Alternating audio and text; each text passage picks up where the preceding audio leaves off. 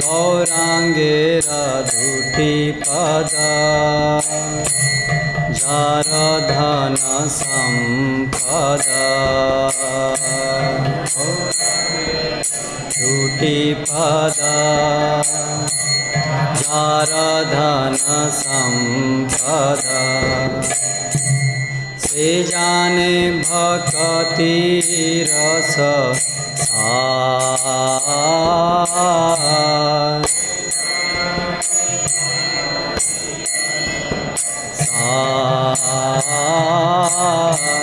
से जाने भक्ति रस सार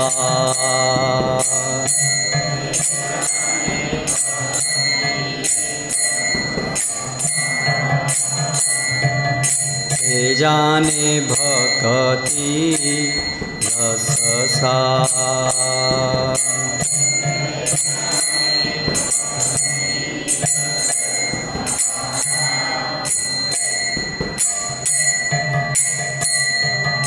गौरांगेर मधुर लीला जार कर्णे प्रवेशिला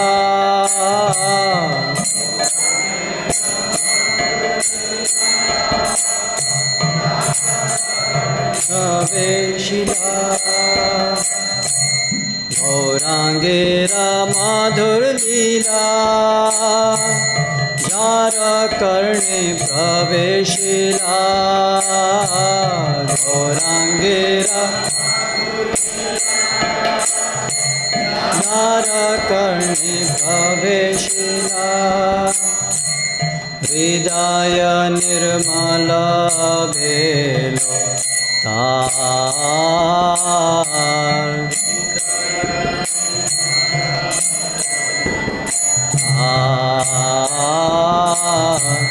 हृदय निर्मल भेलो तार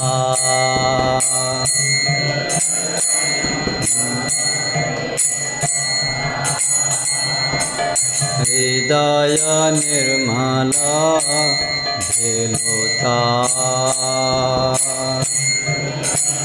निर्मल भेलो तार जे गौरांगेर नाम लय तार हये प्रेमोदय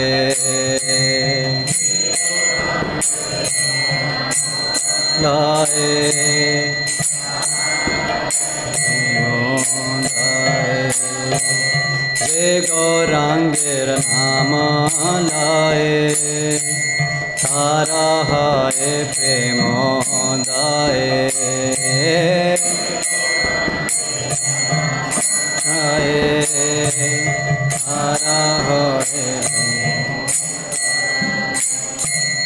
तारे मुई जाए बलि हारी मुई जाए बलि हारी तारे मुई जाए बलिहारी जाए बलिहारी गौरांगा गुणेते झूरे नित्य लीला तारे सुरे गुणेते झूरे नित्य लीला तारे सुरे गौरांगा गुणेते झूरे नित्य लीला तारे सुरे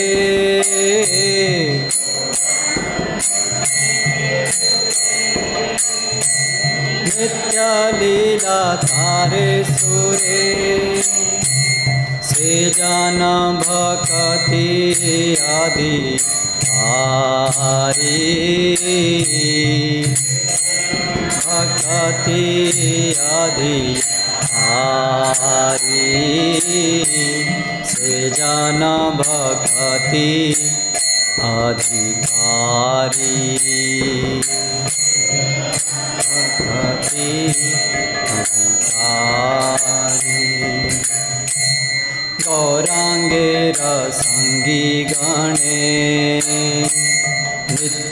सिद्ध करी माने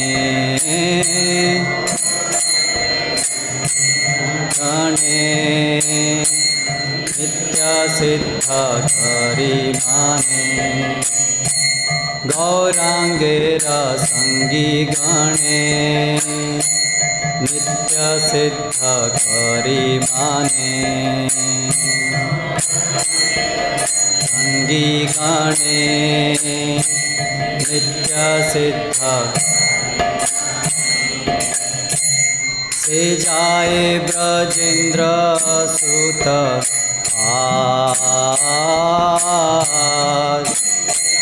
ब्रजेंद्र सुत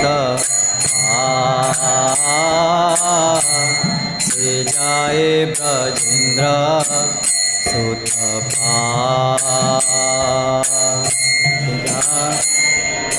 इंद्र सुत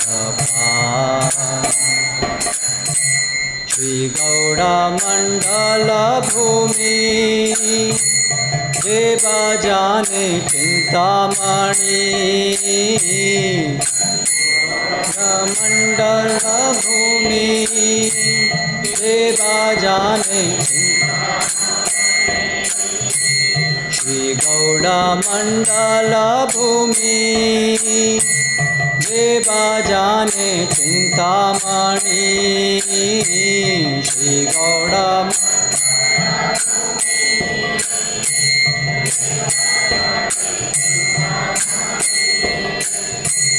तार होए ब्रज भूमि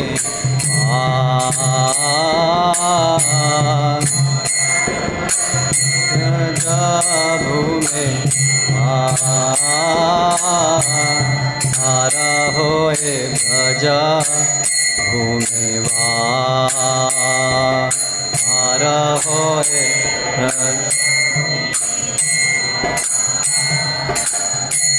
गौर प्रेम रसार्णवे से तरंगे जे डूबे गौर प्रेम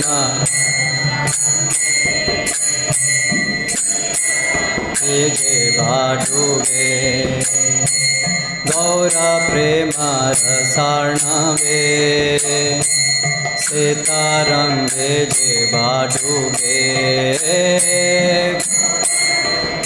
रसार्णवे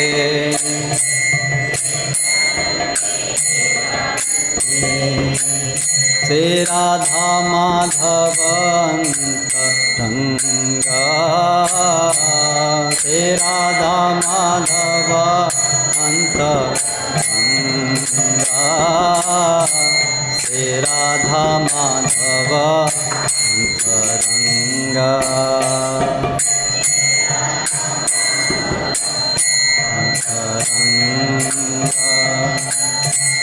गृहे बाबने ते थाके हा गौरांगा भोले डाके गृहे बाबने ते थाके हा गौरांगा भोले डाके गृहे बाबने ते थाके हा गौरांगा भोले डाके गृहे बाबने भोले डाके नरोत्तम मागे तार संगा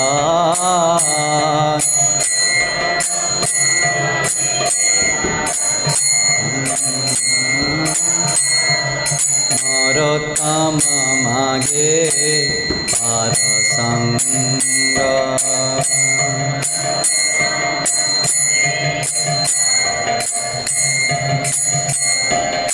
गौरांगेरा दुटी पदा जार धन संपदा दुटी पदा जार धन संपदा गौरांगेरा दुटी पदा दारधन संपदा।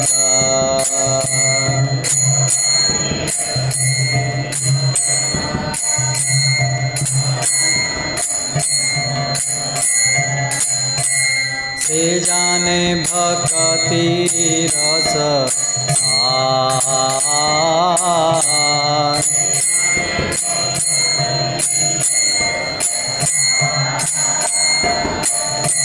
से जाने भक्ति रस सार।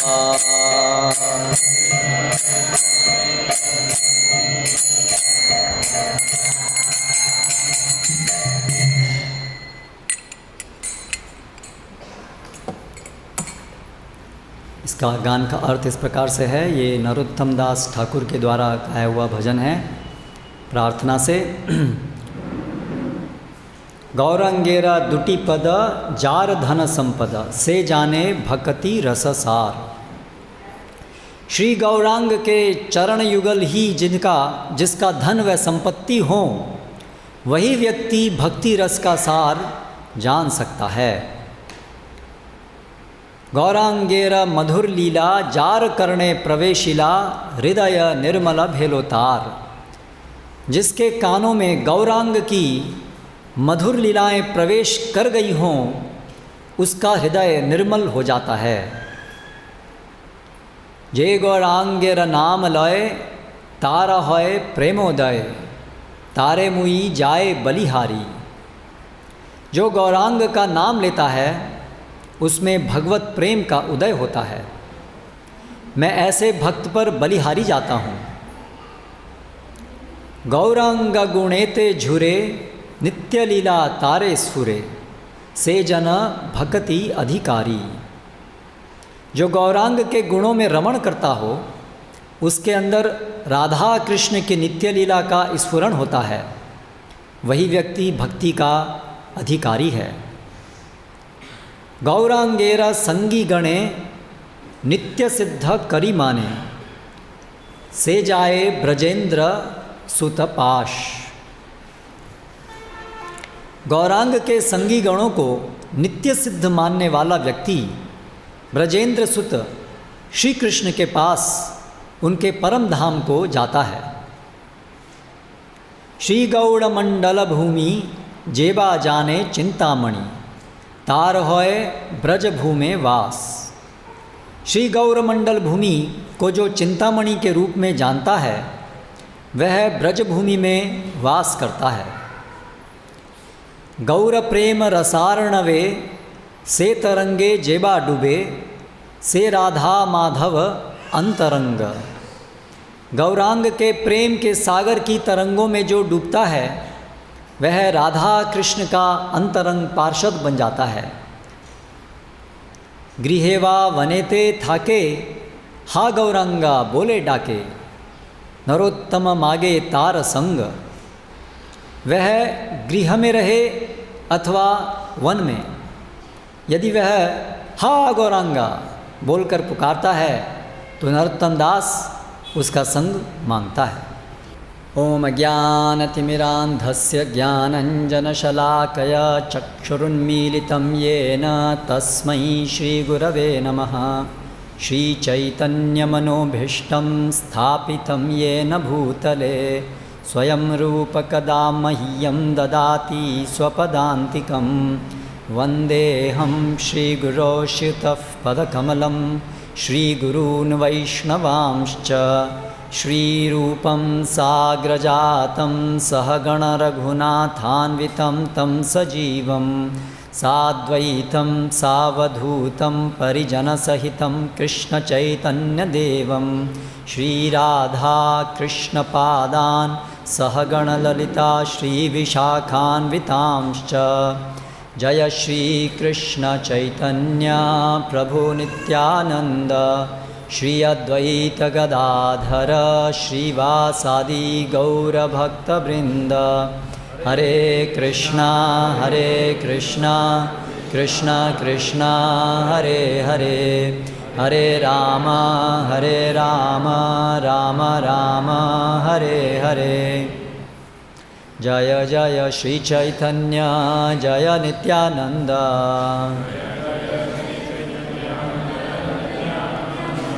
जय द्वैत चंद्र जय गौरभक्तवृंद,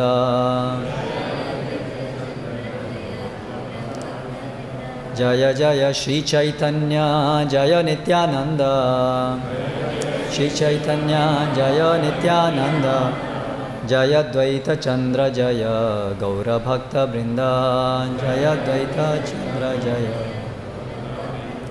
जय जय श्री चैतन्य जय नित्यानंद, चैतन्य जय नित्यानंद, जय द्वैत चंद्र जय गौरभक्तवृंद।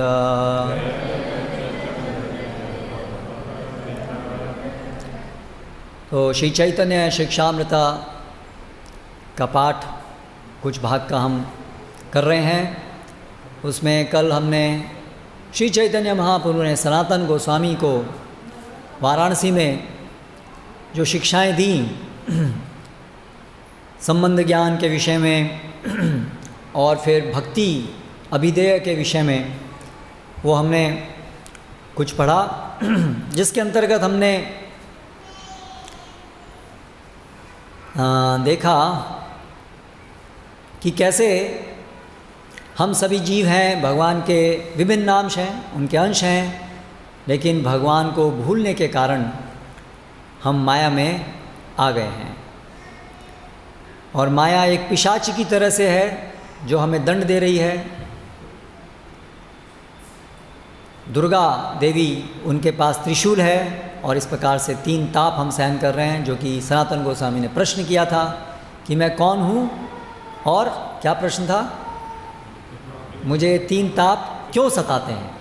तो केवल सनातन गोस्वामी को नहीं, हम सभी को, सनातन गोस्वामी को तो वास्तव में नहीं सताते हैं, हमें सताते हैं। तो भगवान ने इसका उत्तर में कहा कि क्योंकि हम कृष्ण को भूल गए हैं और इसीलिए माया हमें दंड देती है।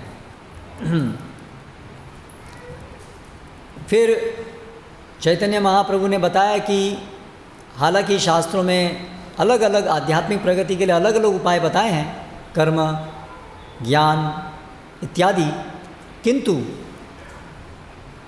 जो कृष्ण प्रेम, जो परम पुरुषार्थ है, जो जीवन का परम लक्ष्य है, उसे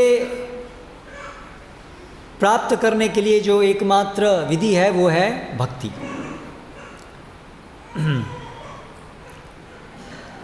और उन्होंने बताया कि कैसे कोई व्यक्ति जब कृष्ण का भजन करता है गुरु की सेवा करते हुए, तब वो माया से छूट जाता है। तो इस प्रकार से एक भक्ति का सामान्य विवरण देते हैं पहले चैतन्य महाप्रभु, सामान्य विवरण। उसी आधार पे भक्ति रसामृत सिंधु में भी यह वर्णन आता है, पहले सामान्य वर्णन, और उसके बाद फिर भक्ति के अंतर्गत अलग अलग जो स्तर हैं, विधि भक्ति, रागानुगा भक्ति, उसका विशिष्ट वर्णन करेंगे। तो सामान्य वर्णन में उन्होंने बताया कि एक चीज़ जो हमने कल देखी कि अगर हम अपने भौतिक धर्म कर्तव्य निभाते हैं तो वो काफ़ी नहीं है। अगर हम भगवान श्री कृष्ण का भजन नहीं करते हैं तो वो सब कर्म करते हुए भी हम नरक में जाएंगे, क्योंकि जो भी मनुष्य भगवान को स्वीकार नहीं करता है, उनकी अवहेलना करता है, जीवन में उसको भगवान से कोई लेना देना नहीं है, ऐसा जो व्यक्ति है उसको दोबारा मनुष्य जीवन नहीं मिलेगा, वो निम्न योनियों में उसको जाना पड़ेगा। ये शास्त्र का नियम है, क्योंकि मनुष्य जीवन भगवान को समझने के लिए ही मिला है। जानवरों में भगवान को समझने की क्षमता नहीं है, इसलिए जो मनुष्य जीवन पाकर के भी भगवान की अवहेलना करता है तो उसको दोबारा से मनुष्य जीवन भगवान नहीं देते हैं, उसको फिर दोबारा से 84 लाख योनियों में फिरना होगा।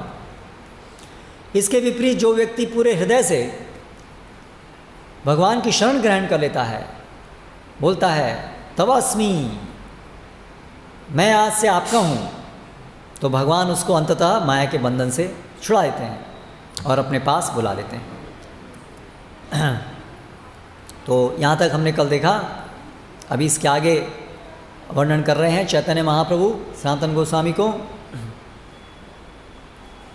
कोनो भाग्य कारो संसार क्षयोन्मुख है, साधु संगे तबे कृष्ण रति उपजाए।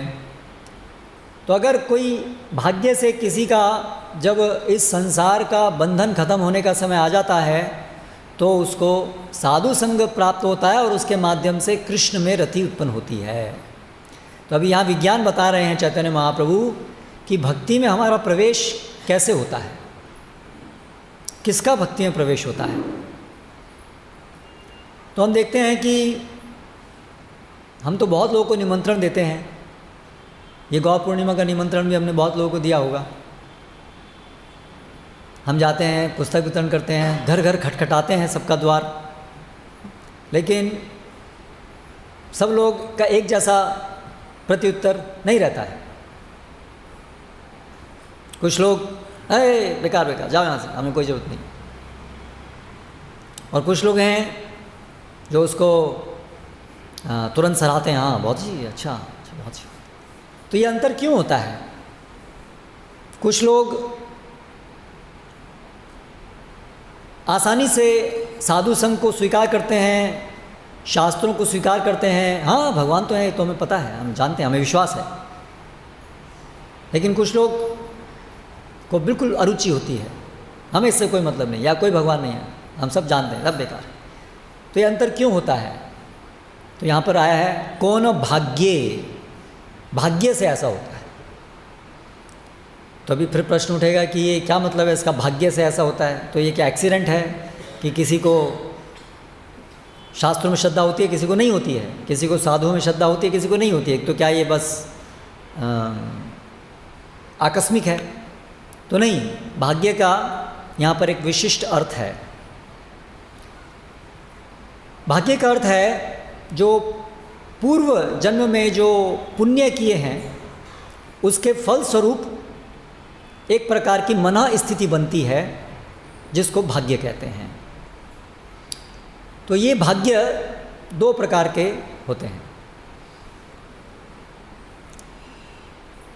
क्योंकि हम दो प्रकार के पुण्य कर्म करते हैं। एक्चुअली तीन प्रकार के होते हैं, लेकिन यहाँ पर हम दो मुख्य हैं।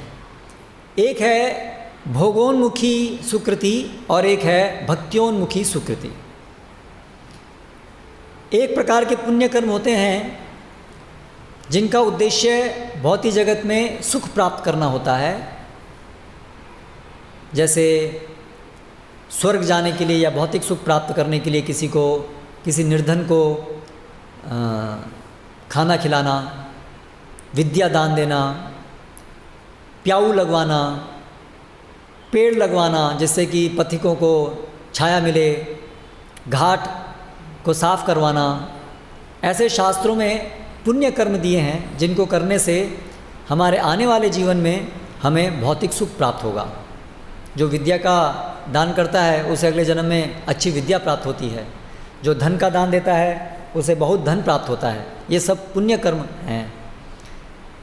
लेकिन इन पुण्य कर्म करने से भक्ति में श्रद्धा उत्पन्न नहीं होती है।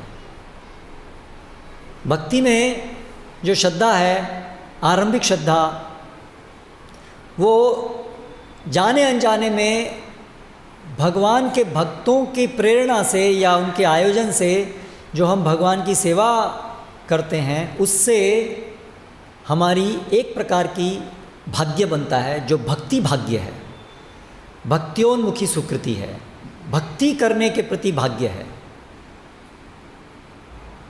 तो सामान्यतः कई बार लोग बोलते हैं भक्ति भाग्य से मिलती है। भाई आपके भाग्य में भक्ति आपको मिल गई, हमारे भाग्य में नहीं है इसलिए हमको नहीं मिली।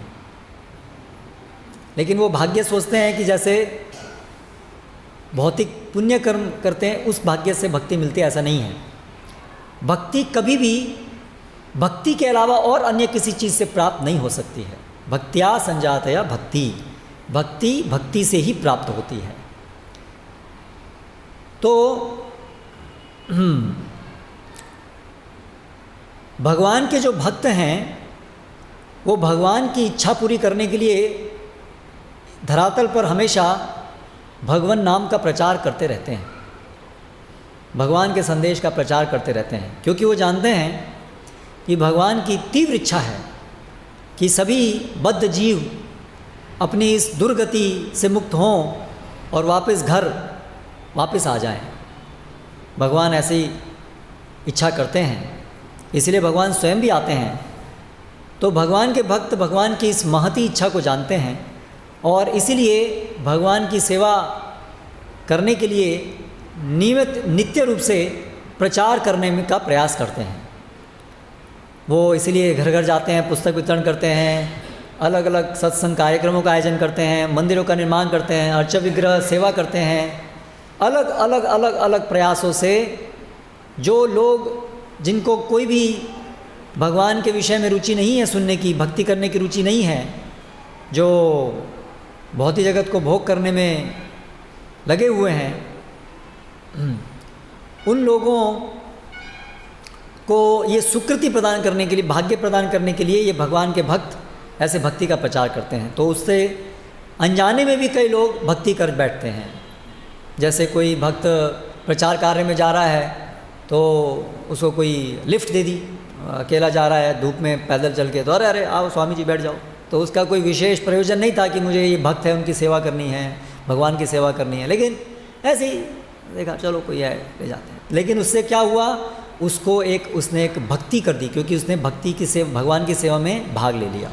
तो ऐसा करने से धीरे धीरे जुड़ते ऐसे अनजाने में भी भक्ति करते करते धीरे धीरे फिर उसके मन में भगवान के प्रति एक श्रद्धा उत्पन्न होती है। ना कोई भगवान है, शास्त्र हैं, इसके प्रति एक आदर सम्मान उत्पन्न होता है। तो ये बताया यहाँ पर, कौन भाग्ये कारो संसारा क्षयोन्मुख है। तो ये कहने का तरीका है कि जब किसी का भौतिक जगत खत्म होने का टाइम आ जाता है तब उसको साधु का संग मिलता है। वो ऐसे ही है जैसे जब किसी का मरने का समय आता है तो सांप मिल जाता है। यानी कि सांप का मिलना और मरना इतना कनेक्टेड है कि उसको उल्टा कह करके बोला गया है कि सांप मिलने से मरना निश्चित है। तो उसको ये इतना कनेक्टेड है कि इसको उल्टा बोला जाता है कि जब जिसका मरने का टाइम आया था तब उसको सांप मिलता है। तो उसी प्रकार से जब जिसका भौतिक जगत खत्म होने का समय आ जाता है तब उसको साधु संग मिलता है। यानी कि साधु संग मिलने से भौतिक जगत के खत्म होने का समय आ जाता है। तो इतना महान है, इतना महत्वपूर्ण है साधुओं का संग।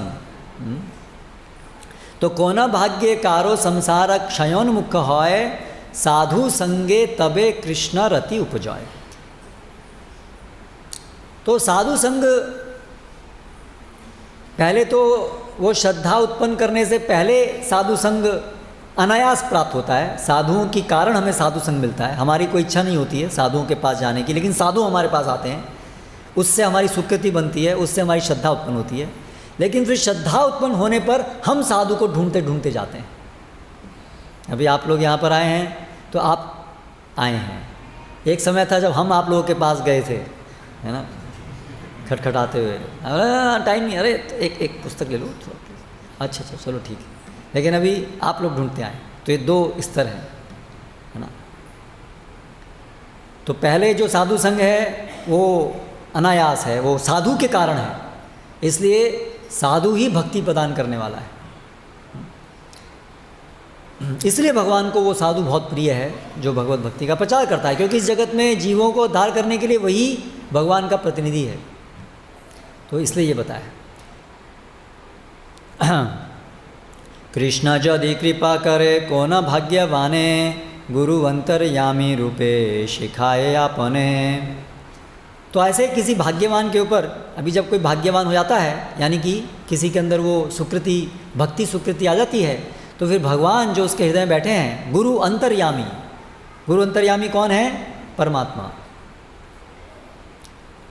शिखाए आपने, तो वो अभी उसको प्रेरणा देते हैं, जाओ जाओ वहाँ हैं साधु, जाओ, उसके अंदर से प्रेरणा देते हैं, जाओ वहाँ जाओ। साधु संगे कृष्ण भक्ति श्रद्धा यदि है, भक्ति फल प्रेम है संसार या क्षय। तो यदि साधु संग में रह कर के कृष्ण भक्ति में यदि किसी की श्रद्धा उत्पन्न हो जाती है तो भक्ति का फल प्रेम उसको प्राप्त होता है, जिससे संसार का नाश हो जाता है। संसार का नाश मतलब जन्म मृत्यु के चक्र का नाश हो जाता है। हाँ, तो ये जो श्रद्धा है यही हमारी भक्ति में प्रवेश द्वार है। जैसे मंदिर का प्रवेश द्वार होता है ना, ऐसे ही भक्ति का प्रवेश द्वार क्या है? श्रद्धा। श्रद्धावान जन है भक्ति अधिकारी। भक्ति का अधिकारी कौन है? भक्ति की एंट्रेंस फीस क्या है? भक्ति की योग्यता क्या है? श्रद्धा। पैसा होना नहीं, पांडित्य होना नहीं, संस्कृत का ज्ञान होना नहीं, भौतिक पुण्यशाली होना नहीं, उच्च कुल में जन्म होना नहीं, पुरुष होना नहीं, स्त्री होना नहीं, कुछ नहीं। ये सब भौतिक चीज़ें भक्ति में प्रवेश के लिए इनकी कोई योग्यता नहीं है अपने आप में। भक्ति के लिए जो अधिकार प्राप्त होता है वो केवल श्रद्धा से होता है, चाहे वो गरीब को हो, चाहे अमीर को हो, चाहे अनपढ़ को हो, चाहे पढ़े लिखे को हो, चाहे स्त्री को हो, चाहे पुरुष को हो, चाहे बच्चे को हो, चाहे बूढ़े को हो। तो ये भक्ति का प्रवेश है, श्रद्धा। महत कृपा बिना को न कर्मे भक्ति नए, कृष्ण भक्ति दूरे रहु संसार नए क्षय क्षय। इसलिए महत कृपा के बिना, साधुओं की कृपा के बिना कोनो कर्म में भक्ति न है। और कोई कर्म करने से भक्ति प्राप्त नहीं हो सकती। कितना भी पुण्य कर्म कर लीजिए आपको भक्ति प्राप्त नहीं होगी। केवल महत कृपा, भगवान के भक्तों की कृपा से ही भक्ति प्राप्त होती है, क्योंकि भक्तों की कृपा से ही आप भक्ति करेंगे, भगवान की सेवा कर पाएंगे, और भगवान की सेवा करने से फिर भक्ति में श्रद्धा उत्पन्न होगी। इसलिए क्या कहा है? साधु संग सर्वशास्त्र कहे, लव मात्र साधु संगे सर्व सिद्धि है। इसलिए क्या कहा है सभी शास्त्रों में? साधु संग ये कहा है। लव मात्र साधु संग, थोड़ा सा भी साधु संग सर्व सिद्धि होए, इससे परम सिद्धि प्राप्त हो जाती है। तो आप देखिए लोग जो हैं बहुत महत्व देते हैं। अगर मान लीजिए यहाँ पर कोई मिनिस्टर आ जाए तो बहुत लोग इकट्ठा हो जाएंगे, उसको देखने के लिए जाएंगे। या कोई फिल्म एक्टर आ जाए तो, फिल्म एक्ट्रेस आ जाए तो, है ना, पूरा ग्राउंड भर जाएगा, सब लोग पूरे स्फूर्ति से, पूरे उत्साह से देखने जाएंगे। लेकिन साधु लोग भटकते रहते हैं, उनके बारे में कोई जानता नहीं है। वो ऐसे ही है जैसे एक बालक है छोटा सा, तो हीरा, उसको उसका ज्ञान नहीं है हीरे का, तो हीरा अगर उसको मिल भी गया तो उससे क्या करेगा? उसे गेंद की तरह से खेलेगा, फेंकेगा, क्योंकि उसको उसका पता नहीं है महत्व। लेकिन जो आदमी जानकार है वो अगर वो हीरा मिट्टी में भी सना हुआ होगा तो भी वो उसको तुरंत आदर सम्मान से उसको ले लेगा, अरे तो हीरा है। तो इसलिए ज़्यादातर लोगों को खजाने की पहचान नहीं है कि खजाना कहाँ है, इसलिए वो बेकार की चीज़ में खजाना ढूंढ रहे हैं। इसके विषय में एक बड़ी सुंदर कथा है, सनातन गोस्वामी के ही बारे में है। तो एक शिव भक्त था मथुरा मंडल में, शिव जी के बड़े पूजा करता था। तो शिव जी ने एक बार उससे प्रसन्न हो गए, तो शिव जी ने बोला क्या चाहिए तुमको? उसने बोला मुझे सबसे बहुमूल्य चीज़ चाहिए। तो शिव जी ने सोचा कि ये मूर्ख है, जानता नहीं बहुमूल्य क्या है, चलो उसके ऊपर कुछ उद्धार करते हैं, इसका कृपा करते हैं। तो वहाँ पर सनातन गोस्वामी थे, अपना भजन करते थे ब्रजमंडल में। तो उन्होंने कहा देखो एक साधु है सनातन गोस्वामी, उसके पास संसार की सबसे बहुमूल्य चीज़ है, जा कर के उससे ले लो, उसके पास सबसे बहुमूल्य चीज़ है। तो वो गया वहाँ पर सनातन गोस्वामी को ढूंढते ढूंढते, और उसने बोला कि मुझे शिव जी ने बताया आपके पास संसार की सबसे बहुमूल्य चीज़ है। तो सनातन गोस्वामी ने देख लिया कि, जान लिया कि यह भौतिकतावादी व्यक्ति है। तो उन्होंने कहा हाँ ठीक है, मेरे पास चिंतामणि पारसमणि है, पारसमणि है, जाओ ले लो, वो वहाँ पड़ी है कोने में। तो वो बड़ा उत्साहित हो गया, अरे पारसमणि मतलब किसी भी कोई आप सोने उसको लोहे को छुएंगे तो वो तुरंत सोना बन जाएगा। तो वो भागते भागते गया कोने में, वहाँ कचड़ा पड़ा हुआ था कोने में, कचड़े में अंदर हटा के उसने देखा वहाँ पारसमणि थी। तो उसने देखा जिस चीज़ को भी छुए वो सब सोना बन गया।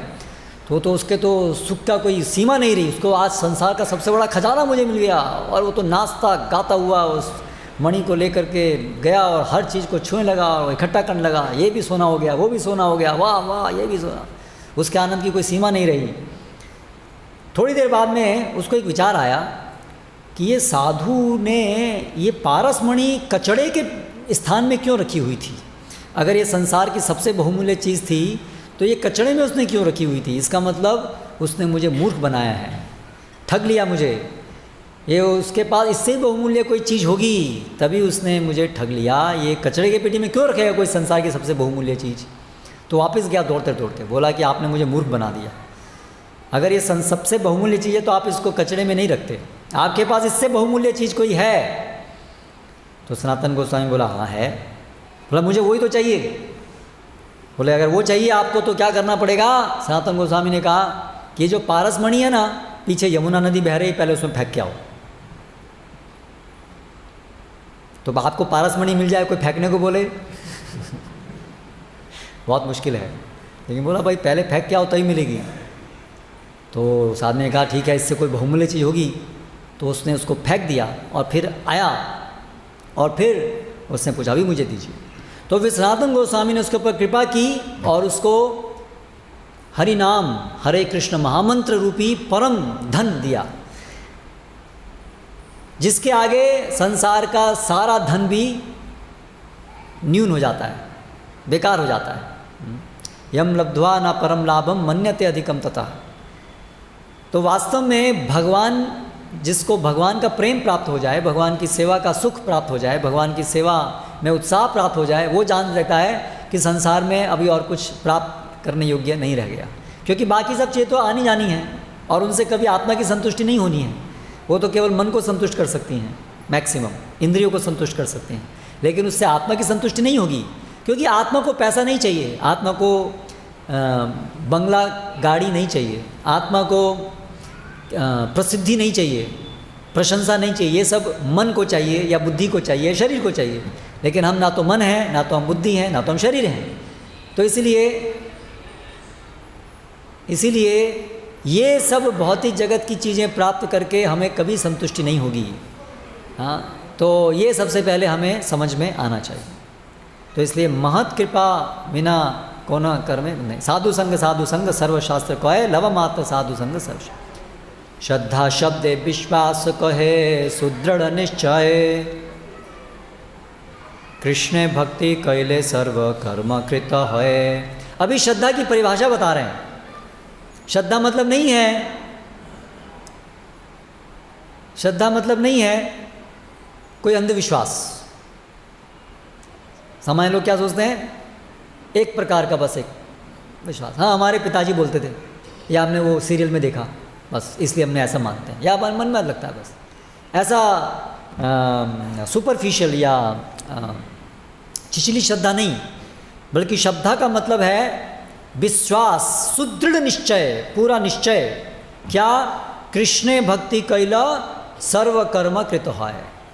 अगर हम कृष्ण की भक्ति करेंगे, अगर हम भगवान कृष्ण की सेवा करेंगे, तो इसी से ही जीवन की सिद्धि प्राप्त होगी। इसके अलावा और कुछ करने की आवश्यकता नहीं है। इसके अंदर सब कुछ निहित है। कृष्णा भक्ति में सब कुछ है। कृष्णा भक्ति के बाहर और कुछ करने की आवश्यकता नहीं है।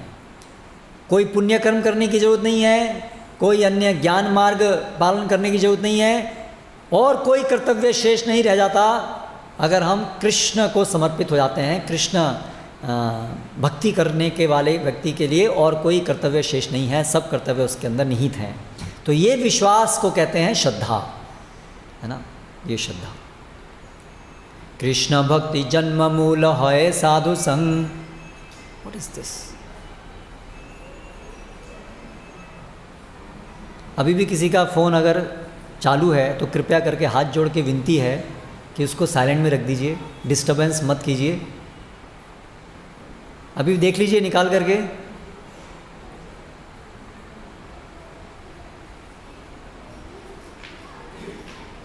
कंफर्म है सबका या अभी कोई बाकी है? देख लीजिए। अगर आपको नहीं आता है उसको साइलेंट में करना तो दीजिए पास में किसी को।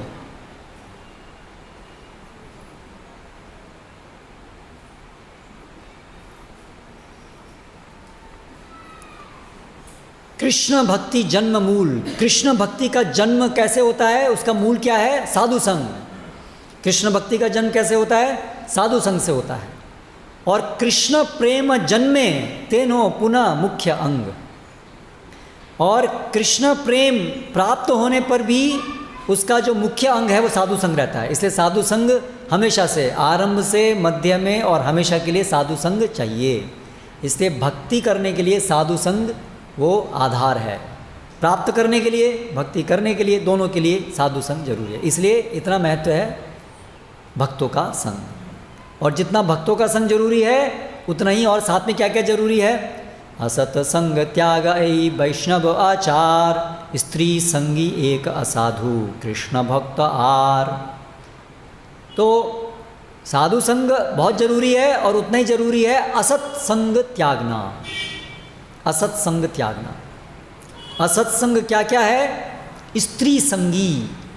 जो व्यक्ति स्त्री को भोग सामग्री के रूप में देखता है या इस भौतिक जगत को भोग सामग्री के रूप में देखता है, जो व्यक्ति कामुक है, जो व्यक्ति इस जगत का अनावश्यक भोग करने को जीवन का लक्ष्य मानता है, यानी भौतिकतावादी लोग, उन सबको बोलते हैं स्त्री संगी। जो भी भौतिकतावादी लोग हैं उनका संग असत संग है। उनके साथ हमें घनिष्ठ संबंध नहीं रखना चाहिए। काम से काम, इस भौतिक जगत में तो हम रहते हैं तो सब लोग ऐसे ही हैं, तो उनसे दूर रहना मुश्किल है। लेकिन जितना कम से कम काम से काम चल जाए उतना। उनके साथ मित्रता नहीं करनी चाहिए, घनिष्ठता नहीं होनी चाहिए उनके साथ। उनके साथ हमारा हृदय एक नहीं होना चाहिए। और दूसरा एक और असत संग है, एक असाधु कृष्ण अभक्त आर, जो कृष्ण का भक्त नहीं है। तो ऐसे मायावादी लोग होते हैं जिनको भौतिक जगत में जो भोग इच्छा नहीं करते हैं, बड़े विरक्त होते हैं, लेकिन भक्त नहीं होते हैं, कृष्ण का रूप स्वीकार नहीं करते हैं। ऐसे लोग का भी संग वर्जित है भक्ति में अगर प्रगति करनी है तो। एत सब छाड़ियार वर्णाश्रम धर्म, अकिंचन हैयलय कृष्णैक शरण। तो ये सबको छोड़ो और वर्णाश्रम धर्म को छोड़ो और इस प्रकार से अकिंचन होकर के कृष्ण की शरण ग्रहण करो। तो सामान्य रूप से वर्णाश्रम धर्म जो है वो कर्म का मार्ग है, पुण्य कर्म करना या मोक्ष प्राप्त करना। ये वर्णाश्रम सामान्य रूप से ये उसका हेतु है। तो इस प्रकार की मानसिकता से करने वाला वर्णाश्रम धर्म छोड़ो, वो भक्ति के लिए हितकर नहीं है। हाँ, इस जगत में कोई भी व्यक्ति जो रहता है उसके लिए एक स्तर पे वर्णाश्रम करना अनिवार्य है, क्योंकि वर्णाश्रम मतलब शरीर को चलाने का, समाज को चलाने का तरीका। तो एक भक्त के लिए भी वो आवश्यक है। लेकिन जब सामान्य वर्णाश्रम धर्म कहते हैं तो वो कर्म मार्ग वाला वर्णाश्रम धर्म।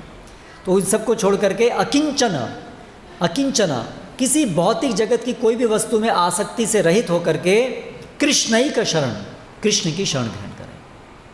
तो भले ही अभी हमारी आसक्ति हो सकती है भौतिक जगत में, लेकिन कम से कम हमें ये सैद्धांतिक रूप से पता होना चाहिए कि आसक्ति से मुझे बाहर निकलना है।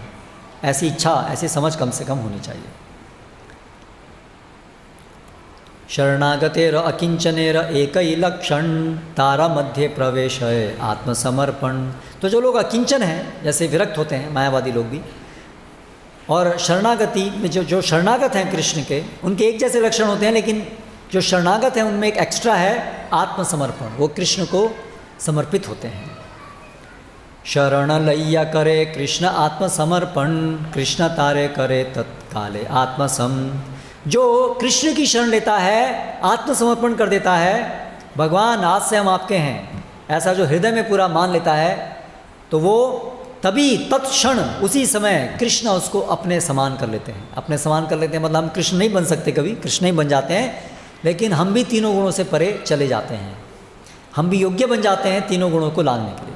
भले ही अभी भी हमारा भौतिक शरीर रहेगा, यानी तीनों गुणों में रहेंगे हम, लेकिन हम तुरंत योग्य बन जाते हैं, अधिकारी बन जाते हैं तीनों गुणों को लांघने का। फिर चैतन्य महाप्रभु आई कहते हैं, एवे साधन भक्ति लक्षण शुन सनातन, यहाँ होते पाई कृष्ण प्रेमे महाधन। तो अभी सामान्य वर्णन अभी तक किया भक्ति का, अभी भक्ति का विशेष विधि भक्ति का अभी वर्णन शुरू करते हैं, साधन भक्ति का वर्णन शुरू करते हैं। तो भक्ति करने में अलग अलग स्तर हैं। जब हम भक्ति करते हैं तो हम धीरे धीरे इन अलग अलग स्तरों से गुजरते हैं। तो जो सबसे पहला स्तर जिसमें हम प्रवेश करते हैं, आदौ श्रद्धा, श्रद्धा होने के बाद जब हमारी भक्ति में हम प्रवेश करते हैं तो वो साधन भक्ति कहलाती है। तो अभी कह रहे हैं चैतन्य महाप्रभु, अभी साधन भक्ति के विषय में सुनो, जिससे क्या होगा, कृष्ण प्रेम महाधन प्राप्त होगा।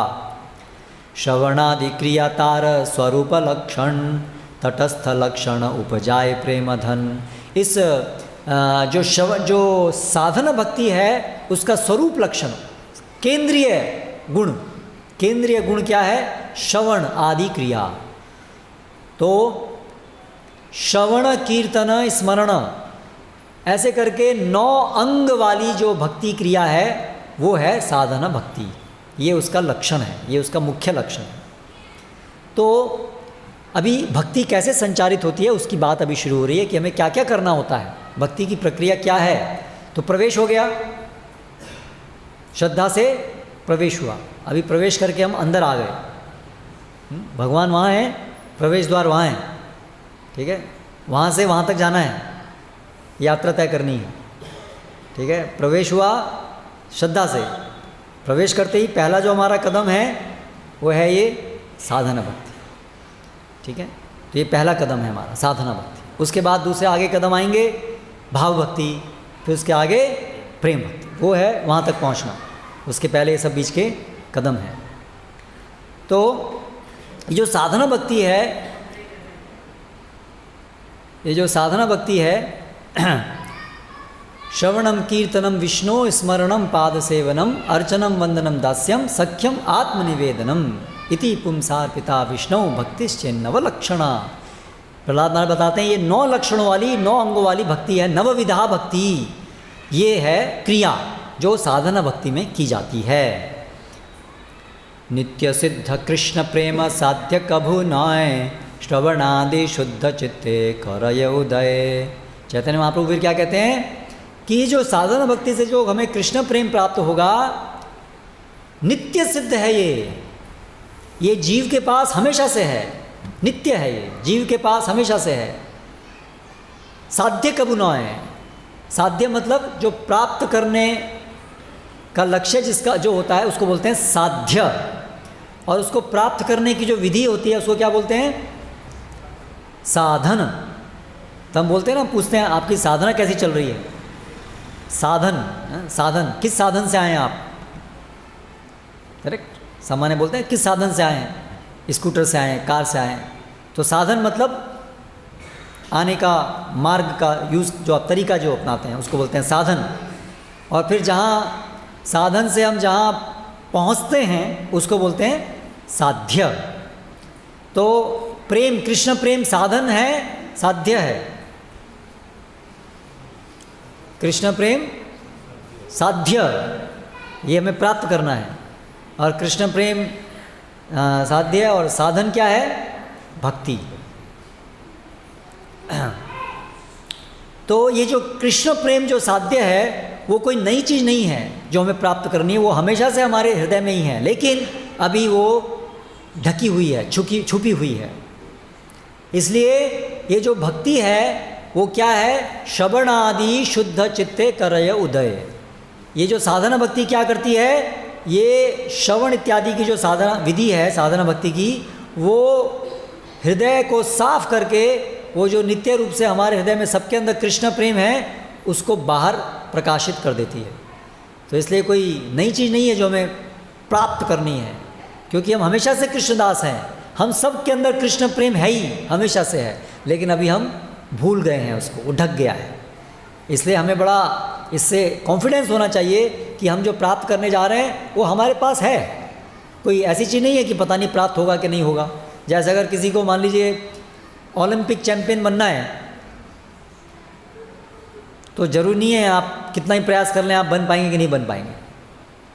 हो सकता है आपके पास क्षमता नहीं हो, या किसी को मान लीजिए डॉक्टर बनना है या IAS ऑफिसर बनना है, तो अभी ज़रूरी नहीं है कि कोई प्रयास करने मात्र से बन जाए, क्योंकि उसके लिए एक प्रकार का दिमाग चाहिए और बहुत कुछ चाहिए तो उसके पास हो कि नहीं हो, ठीक है, तो कोई गारंटी नहीं है निश्चित रूप से। और बहुत लोग प्रयास करते हैं, उनमें से बहुत कम लोग ही प्राप्त कर पाते हैं।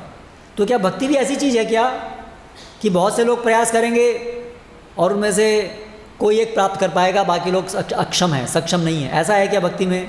तो उत्तर क्या मिलता है? नहीं। हर व्यक्ति भक्ति प्राप्त करने का अधिकारी है, हर जीव। तो बड़ा आनंद की बात है ना। ऐसा नहीं है बस लिमिटेड वैकेंसी हैं, आजकल की तरह से लिमिटेड वैकेंसी है भाई, तो ज़्यादातर लोग तो दुखी होंगे। ऐसा नहीं है। भगवान का प्रेम प्राप्त करने के लिए कोई लिमिटेड वैकेंसी नहीं है, अनलिमिटेड वैकेंसी है। भगवान सबको कृष्ण प्रेम के अंतर्गत आदान प्रदान करते हैं, इसलिए ये बहुत उत्साह की बात है, आनंद की बात है। इसलिए यहाँ कोई फेलियर नहीं है, कोई फेलियर रेट नहीं है। सबको कृष्ण प्रेम प्राप्त हो सकता है अगर आप चाहते हैं तो, गंभीरता से चाहते हैं तो। That's it. वो ऑलरेडी सबके पास है, हमारे पास, इसलिए वो कोई ऐसी चीज़ नहीं है कि पता नहीं मिल पाएगा, नहीं मिल पाएगा, नहीं, सबके पास है। केवल गंभीर होना पड़ेगा उसको पुनर्जागृत करने के लिए।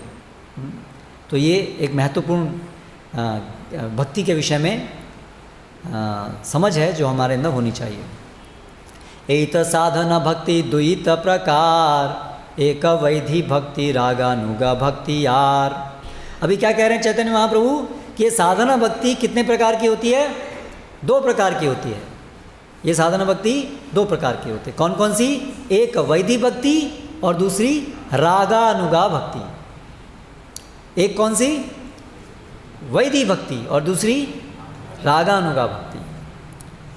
तो अब ये हमें समझना जरूरी है कि वैधि भक्ति क्या है, रागानुगा भक्ति क्या है, हमारा अधिकार किस भक्ति का है।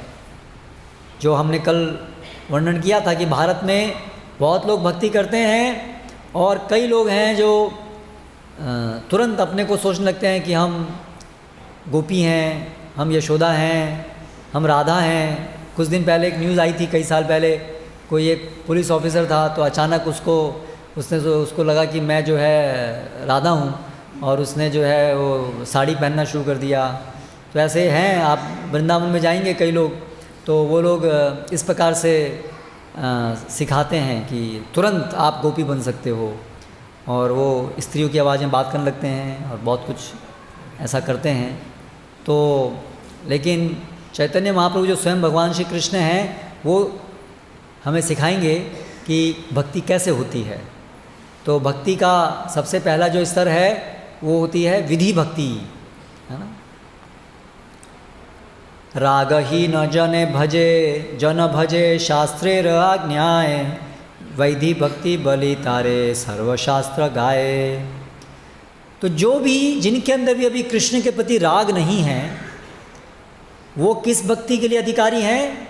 वैधि भक्ति के लिए ही अधिकारी हैं। इसलिए वैधि भक्ति का मतलब शास्त्र की आज्ञा को पालन करते हुए, शास्त्र की आज्ञा जिनकी भक्ति करने के लिए प्रेरणा होती है उनके लिए वो स्तर पे भक्ति करना जरूरी है, उसको बोलते हैं वैधि भक्ति।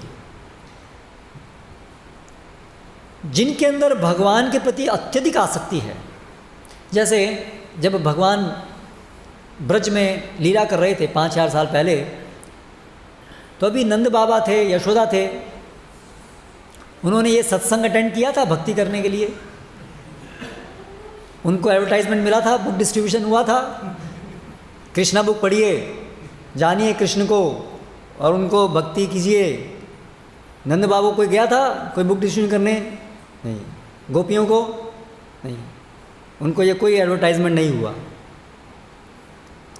लेकिन उनको स्वाभाविक रूप से कृष्ण के प्रति आसक्ति थी।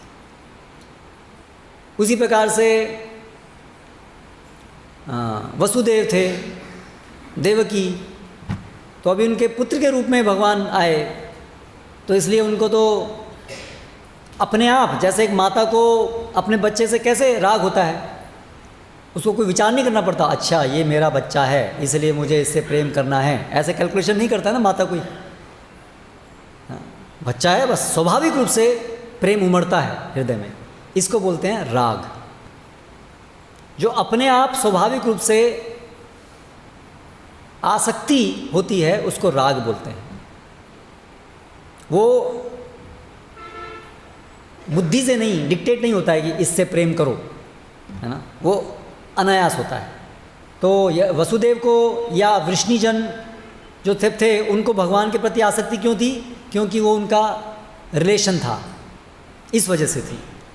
और गोपीजन ब्रजवासी, उनको क्यों आसक्ति थी? क्योंकि उनको कृष्ण प्रेम की परम अवस्था में वो थे। और एक और व्यक्ति को भी कृष्ण से बहुत राग था, कंस।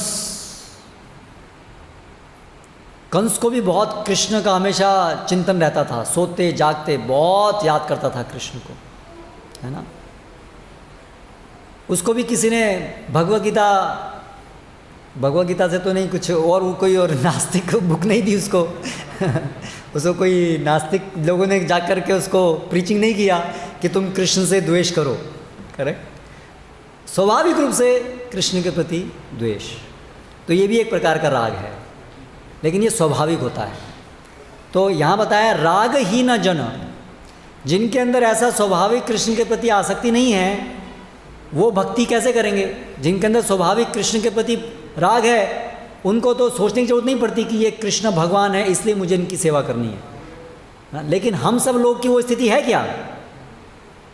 नहीं है ना। हमारे अंदर कोई भगवान के प्रति सेवा करने के प्रति कोई स्वाभाविक रुचि नहीं है, ठीक है। अगर अभी यहाँ पर पंखा बंद हो जाए,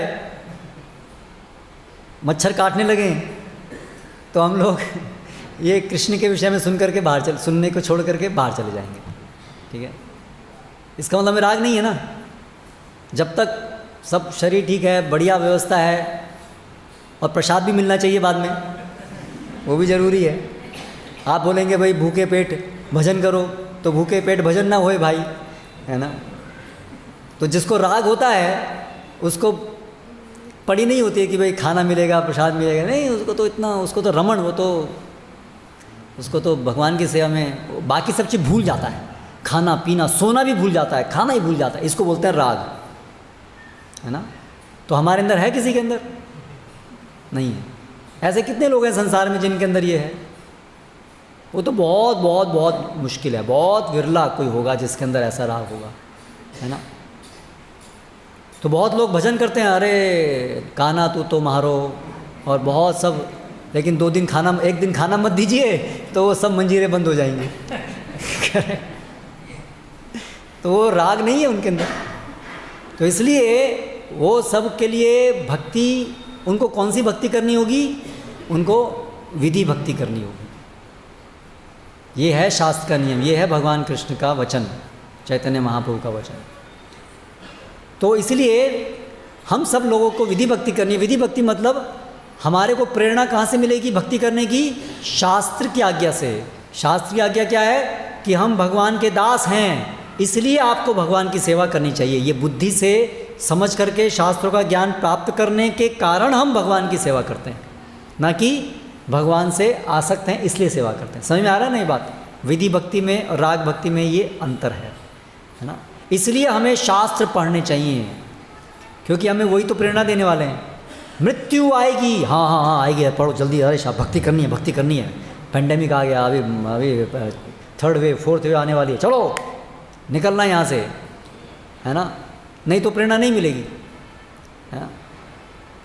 इसलिए गुरु और शास्त्र, उनके माध्यम से हमको ये प्रेरणा मिलती है।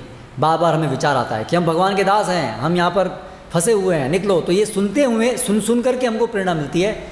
इसलिए वो कहते हैं शास्त्र की आज्ञा से जो भक्ति होती है, शास्त्र को समझने के कारण जो भक्ति होती है, इसलिए उसको विधि भक्ति कहते हैं। इसलिए जो विधि भक्त हैं उनको नियमित रूप से शास्त्रों का श्रवण करना चाहिए, नहीं तो उनकी भक्ति में प्रेरणा बंद हो जाएगी। इसलिए आप देखिए, अगर आप कुछ दिन के लिए श्रवण करना बंद कर देंगे, सत्संग में आना बंद कर देंगे, तो आपको क्या होता है? धीरे धीरे भक्ति में रुचि खत्म हो जाती है। इसलिए पेंडेमिक में क्या हुआ? 2 साल सत्संग ठप, तो लोगों की भक्ति भी ठप। ये है विधि भक्ति का प्रमाण।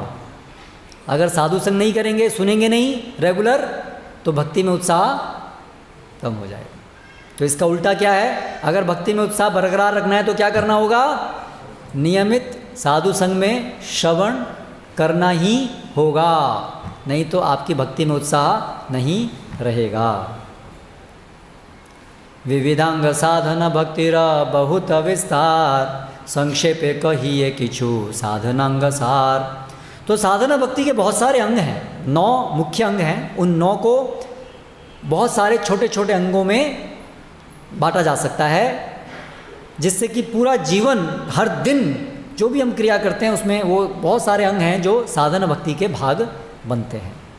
तो संक्षेप में उसका विवरण चैतन्य महाप्रभु करते हैं कि साधना भक्ति के कौन कौन से अंग हैं। गुरुपादाश्रय दीक्षा गुरुर सेवन, सद्धर्म शिक्षा प्रेक्षा साधु मार्गानुगमन। तो अभी मुख्य रूप से 64 अंग हैं जो चैतन्य महाप्रभु सनातन गोस्वामी को बताते हैं। 64 अंग हैं साधना भक्ति के, 9 अंग हैं, 9 अंग को और आगे बांटा 64 अंगों में। उसमें से सबसे पहला जो अंग है जो बताते हैं सनातन गोस्वामी को चैतन्य महाप्रभु बताते हैं, गुरु पादाश्रय, गुरु के चरणों की शरण ग्रहण करना। तो भक्ति में प्रवेश कहाँ से हुआ, श्रद्धा से। अभी श्रद्धा से प्रवेश हो गया, अभी भक्ति आरंभ कहाँ से हुई, भक्ति करने की क्रिया कहाँ से प्रारंभ हुई, गुरु पादाश्रय। ये भक्ति का पहला अंग है। भजन क्रिया, भजन की क्रिया यानी साधना भक्ति, उसका पहला अंग है। उसका शुरुआत कैसे होती है, गुरु पादाश्रय। इसलिए अभी आप लोग यहाँ आते हैं, पहले यहाँ आते हैं, सुनते हैं, आपको पहले पुस्तक वितरण हुई। पुस्तक वितरण में पहले आपने एक बात तो शायद बोला होगा, नहीं नहीं नहीं, हमें नहीं चाहिए। हाँ, फिर दोबारा कोई मिला होगा, आपने बोला अच्छा बाबा आ रहे हैं, कुछ तो हो सकता है इसमें अच्छी बात हो, तो आपने ले ली, क्योंकि आपके अंदर कुछ सुकृति थी, या जो पहली बार साधु आपको मिला उसने आपको कुछ बोला, अरे मर जाओगे, पढ़ो कुछ, पढ़ो भगवगीता। हाँ, अरे साधु ने ऐसा बोला, तो आपको कुछ सुकृति मिल गई। उसकी वजह से दूसरी बार जब आपके पास साधु आया तो आपने पुस्तक ग्रहण कर ली। फिर दोबारा उसमें एड्रेस लिखा था मंदिर का, फिर आप यहाँ आ गए, और अभी यहाँ पर आके धीरे धीरे आपने फिर सत्संग में सुना हम कृष्णदास हैं, भगवान श्री कृष्ण वो भगवान हैं, ऐसे करके धीरे धीरे आपने सुना, तो आपकी श्रद्धा बन गई। और फिर श्रद्धा बनने से फिर आप नियमित आने लगे। अभी नियमित आने के बाद में अभी आपके मन के अंदर धीरे धीरे, अरे हमें भक्ति अभी ढंग से करनी है, जीवन का लक्ष्य है कृष्ण प्रेम प्राप्त करना, समझ गए, अभी हमें भक्ति करनी है। तो अभी जब आपका ये विश्वास बन जाए तब फिर अभी अगली स्टेज क्या आती है, गुरु पादाश्रय। अभी गुरु की शरण ग्रहण करनी, क्योंकि अभी आपने सुना शास्त्रों के, भगवान से सुना, अगर मेरी भक्ति करनी है तो मेरे प्रतिनिधि की शरण में जाओ, वो आपको भक्ति करना सिखाएंगे। तो इसको बोलते हैं, इस स्टेप को बोलते हैं गुरु पादाश्रय। फिर गुरु पादाश्रय लेने के बाद आगे क्या होता है, दीक्षा। विधिवत गुरु से हम मंत्र प्राप्त करते हैं, भगवान के अर्चा विग्रह का सेवन करने का मंत्र प्राप्त करते हैं। और उससे पहले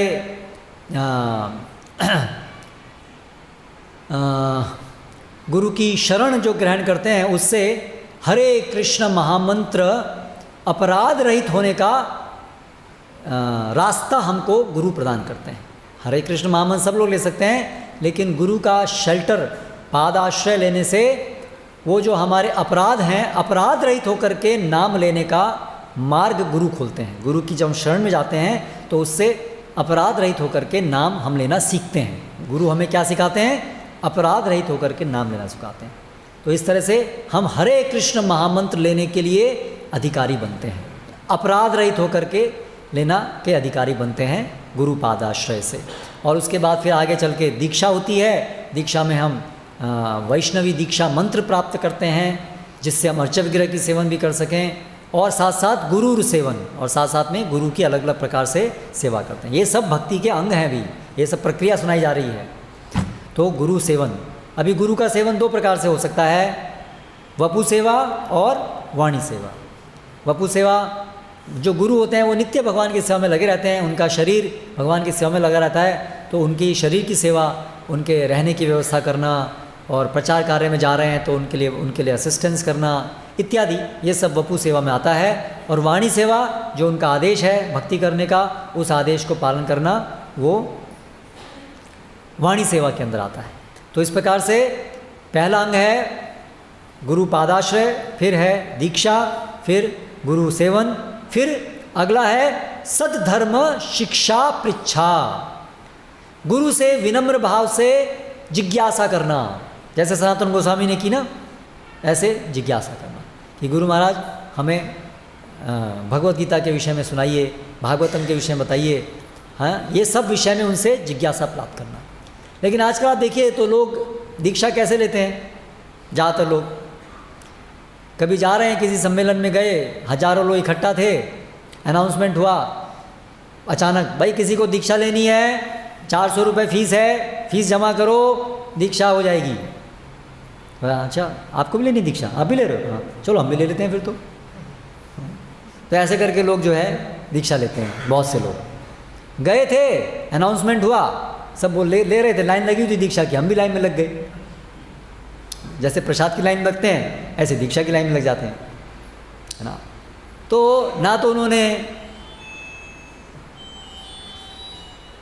हमने पूछा कितनी बार, उसके बाद भी आपको समझ में नहीं आया या क्या हुआ पता नहीं, बड़ी विचित्र घटना है। कहना नहीं हो, जो भी है क्या करें, अभी बंद नहीं करना आता तो किसी से पूछ लीजिए।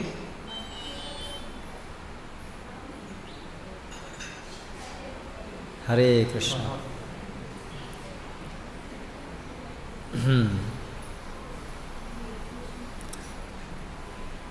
हरे कृष्ण।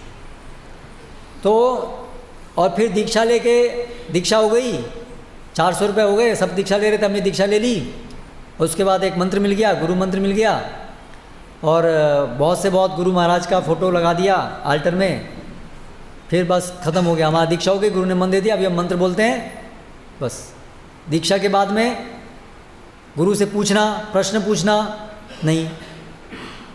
अगर गुरु से, कई ऐसे गुरु हैं उनसे प्रश्न पूछेंगे, बोले प्रश्न क्या पूछ रहे हो, ये कौन सा नया फैशन है गुरु से प्रश्न, ये इसलिए ये काम नहीं है हमारा, बस दीक्षा हो गई आपकी, आपका बस अभी उद्धार हो जाएगा, बस ख़त्म, है ना। गोलोक में मिलेंगे स्वर्ग में। गोलोक तो जाने की ना गुरु की इच्छा है ना शिष्य की इच्छा है अमेरिका में मिलेंगे गुरु महाराज भी हम अमेरिका में मिलेंगे।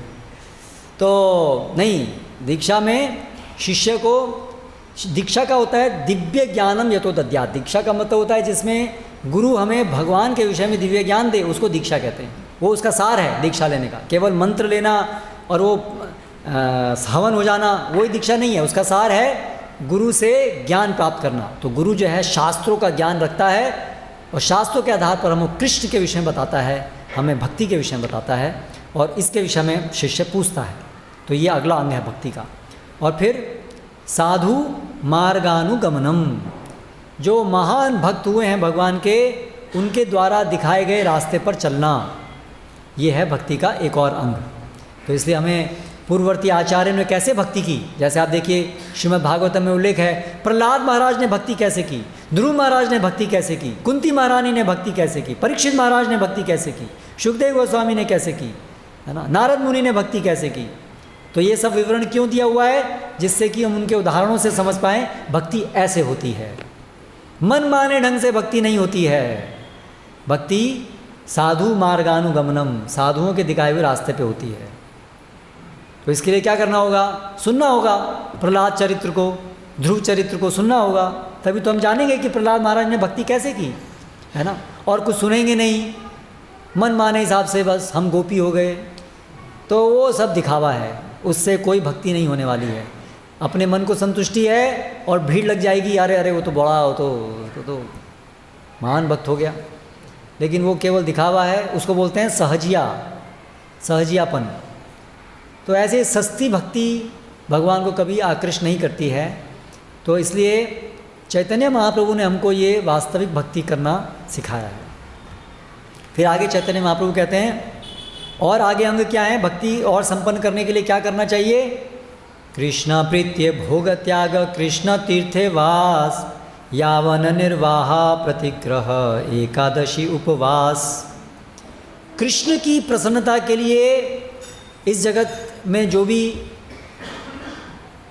हम उपयोग करें, कृष्ण की प्रसन्नता जिसमें है उसी चीज़ का उतना ही उपयोग करें, और कृष्ण की प्रसन्नता के लिए जो कृष्ण चाहते हैं उस चीज़ का त्याग करें।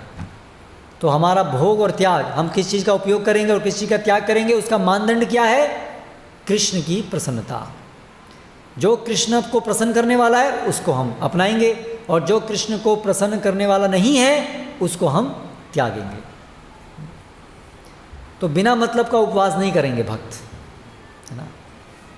हमने एक व्रत लिया है ना, देवी देवताओं के लिए व्रत, हमको पैसा मिल जाए इसके लिए हमने व्रत लिया, ऐसा व्रत नहीं करेंगे। कैसा? एकादशी उपवास करेंगे, जन्माष्टमी, गौर पूर्णिमा, ये उपवास करेंगे, क्योंकि ये भक्ति देने वाले उपवास हैं। इनका उद्देश्य भगवान का भजन करना होता है। और बहुत सारे अन्य उपवास होते हैं देवी देवताओं के लिए किए जाने वाले उपवास, मंगलवार का उपवास, शनिवार का उपवास, बहुत सारे हैं। लेकिन वो सब व्रत के पीछे उद्देश्य क्या होता है? देवी देवताओं की पूजा लोग क्यों करते हैं? इस भौतिक जगत में भौतिक सुख प्राप्त करने के लिए।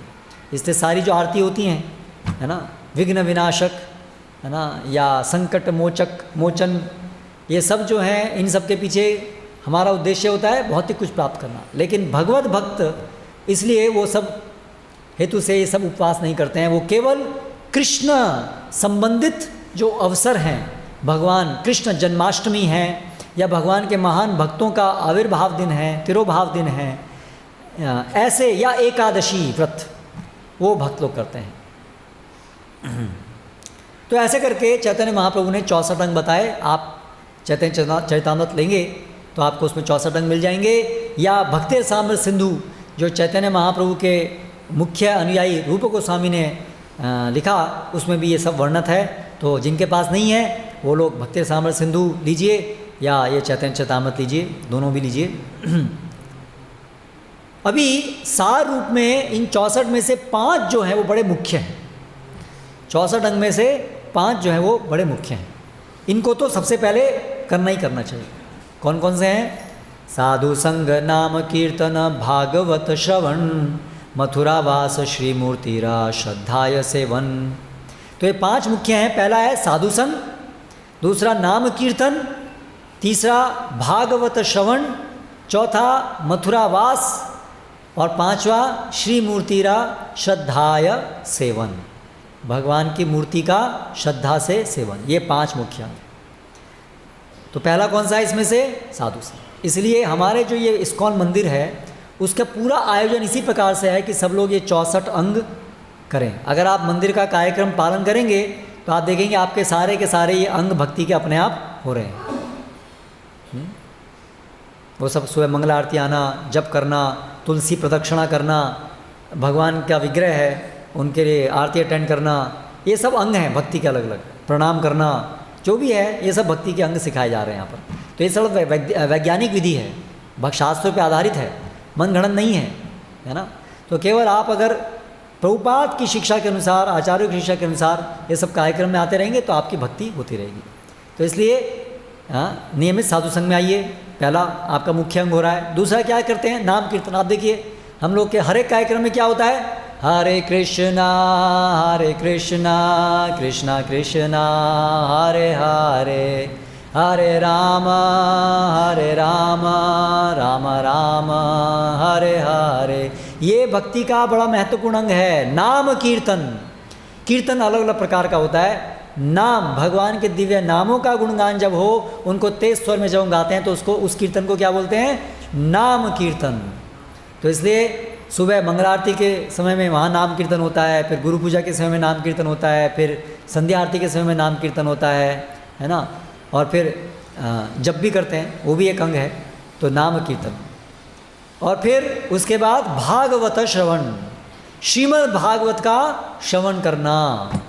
तो आप में से कितने लोगों के पास श्रीमद् भागवतम का पूरा सेट है? ज़रा हाथ ऊंचा करें। अच्छा, वेरी गुड। 30%, 40% लोगों के पास है। तो बाकी जो लोग हैं, अगर इस जो आप ये सुन रहे हैं अभी, अगर आपको उससे लगता है कि हम जो बोल रहे हैं, जो आप शास्त्र में सुन रहे हैं वो सही है, और आप भी ये भक्ति करना चाहते हैं, और भक्ति का एक मुख्य अंग है भागवत श्रवण, तो आप भी ये श्रीमद् भागवतम अपने घर में रखिए और उनका श्रवण नियमित रूप से शुरू कीजिए। तो एक बहुत महत्वपूर्ण अंग है भागवत श्रवण। और फिर चौथा अंग है मथुरावास। मथुरावास मतलब भगवान की, जहाँ पर भगवान की दिव्य लीलाएं हुई हैं ऐसे दिव्य स्थान पे रहना। मथुरावास, द्वारकावास, है ना। और सबके लिए वो संभव नहीं है, थोड़ा मुश्किल अंग है। तो भगवान के जहाँ पर विग्रह हैं वो भी भगवान का ही धाम होता है, इसलिए जो मंदिर में रहते हैं भक्तगण वो भी मथुरावास करते हैं। या आप अपने घर का पूरा घर का केंद्र भगवान की भक्ति बनाइए, अपने घर में भगवान की छवि को रखिए। तो इस प्रकार से आप भी वो घर जो है वो आपका धाम बनाइए, मंदिर बनाइए। तो फिर आप उस घर में रह रहे हैं तो आप भी एक तरीके से मथुरावास कर रहे हैं। और श्री मूर्तिरा श्रद्धाय सेवन, और भगवान के विग्रह की पूजा करना। तो एक तो है मंदिर में हम आते हैं तो हम भी भगवान की अर्चा विग्रह की पूजा में भाग लेते हैं, आरती अटेंड करके। और दूसरा, आप अपने घर में भगवान की छवि जैसे यहाँ है वैसे छवि आप अपने घर में भी रख सकते हैं। राधा कृष्ण की छवि, राधा कृष्ण की मूर्ति रखने के लिए नियम है, वो उसके लिए वो दीक्षा होनी जरूरी है। मंत्र, अर्चा विग्रह सेवा करने का मंत्र मिलना जरूरी है, तब केवल अर्चा विग्रह मूर्ति की पूजा तब होती है। उससे पहले अर्चा विग्रह की मूर्ति की पूजा नहीं करना चाहिए, उससे अपराध लगता है, ठीक है। तो लेकिन छवि की पूजा छवि के रूप में वो आप सब कर सकते हैं, जो भी श्रद्धावान हैं, जो भी भगवान की सेवा करना चाहते हैं श्रद्धापूर्वक, वो सभी कर सकते हैं। तो आप जिनके घर में वो ऐसे आल्टर एक बनाइए, आप लोग अपने घर में एक पूजा की वेदी बनाइए, और उसमें आप यहाँ पर भक्तों से बात कर सकते हैं, वहाँ से आपको एक फ़ोटो मिल सकता है, आप उनको स्थापित करें, गुरु शिष्य परंपरा, और फिर नियमित उनके सामने हरे कृष्णा कीर्तन कीजिए। और जो भी आप घर में बनाते हैं भोग खाने के लिए, वो सब पहले भगवान को अर्पित कीजिए, और फिर वो प्रसाद होगा, फिर उस प्रसाद को ग्रहण कीजिए। तो एक कृष्ण भक्ति प्रबोधिनी एक पुस्तक है जिसमें ये सब विधि दी हुई है, तो आप उसको पढ़ सकते हैं। तो ये 5 जो हैं भक्ति के मुख्य अंग हैं। तो इसलिए क्या कहा चैतन्य महाप्रभु ने, सकल साधन श्रेष्ठ यही पंच अंग, कृष्ण प्रेम जन्माए यही पंचेर अल्प संग। सभी साधनाओं में ये 5 जो हैं सर्वश्रेष्ठ हैं, इनके थोड़ा सा करने से भी कृष्ण प्रेम प्राप्त होता है। काम त्यजी कृष्ण भजे शास्त्र आज्ञा मानी, देव ऋषि पित्रादि केरा कभू ना है ऋणी। अभी ये साधना भक्ति जो लोग करते हैं, श्रद्धावान जो हैं, वो देवता ऋषि पितृगण इत्यादि के ऋणी नहीं रह जाते हैं। ये बहुत महत्वपूर्ण शिक्षा है। सामान्य रूप से जो भगवान के शुद्ध भक्त नहीं हैं, जो भगवान की जिनके अंदर साधना भक्ति की श्रद्धा नहीं है, जिनके अंदर श्रद्धा नहीं है, उन सब लोगों के लिए अनिवार्य है ऋणों को चुकाना। जैसे ही मनुष्य जीवन हमको प्राप्त होता है तो हम अलग अलग ऋषि मुनियों के, अपने पूर्वजों के, सामान्य जीवों के, देवताओं के ऋणी हो जाते हैं, क्योंकि हम सब उनसे बहुत सारी चीज़ें ग्रहण करते हैं जो हमारे जीने के लिए, आध्यात्मिक जीवन के लिए आवश्यक होती हैं। इसलिए हम ऋणी हो जाते हैं। इस भौतिक जगत में किसी से भी हम कोई सेवा लेते हैं तो हम ऋणी बन जाते हैं। तो जन्म होता है तो हम तुरंत माता पिता पूर्वजों के ऋणी हो जाते हैं। इसलिए माता पिता की सेवा करना और पितरों की सेवा करना अनिवार्य है। इसलिए श्राद्ध करते हैं सब लोग।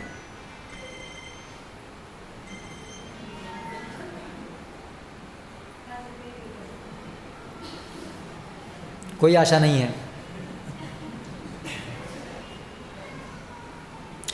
कृष्ण भक्ति चाहिए कि नहीं चाहिए, लेकिन मोबाइल तो जरूर चाहिए, ये बंद नहीं हो सकता। हरे कृष्ण बंद हो जाए, काका आपको अगर नहीं आता है इसको कैसे साइड में रखना, तो आप पूछ लीजिए ना किसी से। इतनी बार बोलने पर भी आप लोग नहीं सुनेंगे, कैसे ऐसे काम चलेगा। तो पितरों के हम ऋणी हो जाते हैं। फिर हम श्राद्ध इसलिए सब श्राद्ध करते हैं पितरों का ऋण चुकाने के लिए। लेकिन एक भक्तगण जो हैं, जो इस प्रकार से पूरे दृढ़ विश्वास के साथ भगवान को समर्पित होते हैं, उनका इस प्रकार से ऋण नहीं होता है पितरों के प्रति, लेकिन वो अपने पूर्वजों को भक्ति प्रदान करने के लिए श्राद्ध के समय में कृष्ण प्रसाद देते हैं। तो एक तरीके से वो अलग प्रकार का श्राद्ध है, वो ऋण चुकाने के लिए नहीं, वो कृष्ण भक्ति प्रदान करने के लिए है। फिर हम ऋषि मुनियों के ऋणी हो जाते हैं, क्योंकि ऋषि मुनियों से हमको शास्त्र मिलते हैं। शास्त्र के द्वारा हमें जीवन में क्या करना है क्या नहीं करना है वो सब मार्गदर्शन मिलता है। इसलिए मनुष्य जीवन में ब्रह्मचारी गुरुकुल में जाकर के, समय हो गया भी लगता है, अभी लोगों का अलार्म बज गया। अच्छा, ये हमारी सेवा वाले हैं शायद। ओके, ठीक है, सेवा के लिए छूट है। तो इसीलिए ब्रह्मचारी को गुरुकुल में जाकर के वेदों का अध्ययन करना होता है, स्वाध्याय। इससे ऋषि मुनियों का ऋण पूरा होता है। फिर उसके बाद में देवताओं का ऋण, तो गृहस्थ आश्रम में प्रवेश करके अलग अलग देवी देवताओं के यज्ञ संपन्न करने से देवताओं का ऋण पूरा होता है। और गृहस्थ आश्रम में सामान्य सब लोगों को प्रसाद अर्पित करके, अतिथि की सेवा करके, है ना, ये सामान्य जीवों भूतों का ऋण पूरा होता है ना। इसलिए ये सामान्य विधि है, इसलिए सब लोग वैदिक संस्कृति में ऐसा करते थे। कोई खाने बैठा है तो पहले उसको जाना चाहिए बाहर, देखना चाहिए कोई भूखा तो नहीं है, तो ये उसका ऋण पूरा हो रहा है ना। ये सब विधि इस प्रकार से है। कोई जानवर भी भूखा नहीं होना चाहिए, वो भी ऋण है इसलिए। लेकिन एक भक्त के ऊपर ऐसा ऋण नहीं होता है, लेकिन एक भक्त भी सबको प्रसाद देता है, उनको भक्ति प्रदान करने के, ऋण पूरा करने के लिए नहीं, लेकिन वो भक्ति प्रदान करने के लिए प्रसाद वितरित करता है। विधि धर्म छाड़ी भजे कृष्णेर चरण, निषिद्ध पापाचार तारे कभु नाहे मन। तो क्यों उनका ऋण नहीं होता है, उनके ऊपर ऋण क्यों नहीं चढ़ा होता है भक्तों के ऊपर? क्योंकि भक्त जो हैं भगवान की शरण में आ गए हैं, इसलिए वो ऋण माफ़। क्योंकि ऋण क्यों चढ़ा था उनके ऊपर? हमें जब भौतिक जगत में कुछ भोग करने की इच्छा होती है, उस भोग करने की इच्छा के लिए हमें ये सब चीज़ चाहिए होती हैं, इसलिए हमें ऋण हो जाता है ना। आप पैसा बैंक से आकर के लेते हैं, कुछ आपको चाहिए इसलिए आप लेते हैं, इसलिए आपको ऋण हो जाता है। अगर आप बैंक से पैसा नहीं लेंगे, आपको कुछ आवश्यकता नहीं है, तो ऋण चढ़ेगा नहीं। तो इसी प्रकार से जो भक्त होते हैं, अभी वो भौतिक जगत का भोग करने की इच्छा छोड़ देते हैं, भगवान की सेवा करना उनका जीवन का उद्देश्य बन जाता है, इसलिए वो सभी प्रकार के ऋणों से मुक्त हो जाते हैं। ठीक है। और ये जो वर्णाश्रम इत्यादि जो हमारे सब प्रिंसिपल हैं कि आपको ये ऋण चुकाना है, ये आपको नियम पालन करना है, ये पाप है, ये पुण्य है, ये विचार बहुत ज़रूरी है सामान्य लोगों के लिए, क्योंकि उनके अंदर पाप करने की वृत्ति रहती है। हमें ये भोग करना है, हमें ये भोग करना है, ठीक है भोग करना है, लेकिन पुण्य करके करो, पाप नहीं करो। इसलिए उनके लिए सब पाप पुण्य के नियम बड़े ज़रूरी हैं।